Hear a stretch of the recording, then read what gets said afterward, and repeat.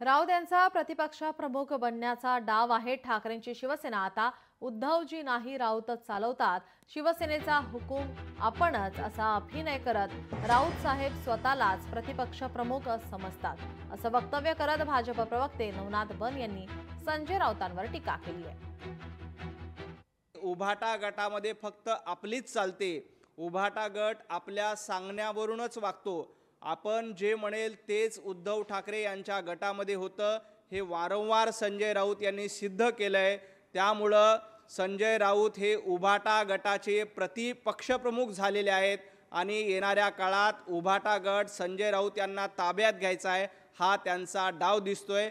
आज ज्या पद्धतीनं पत्रकार परिषद घेऊन महाविकास आघाडी बंद पडली, महाविकास आघाडी संपून टाकण्याची घोषणा एक प्रकारे संजय राऊत यांनी केलेली आहे।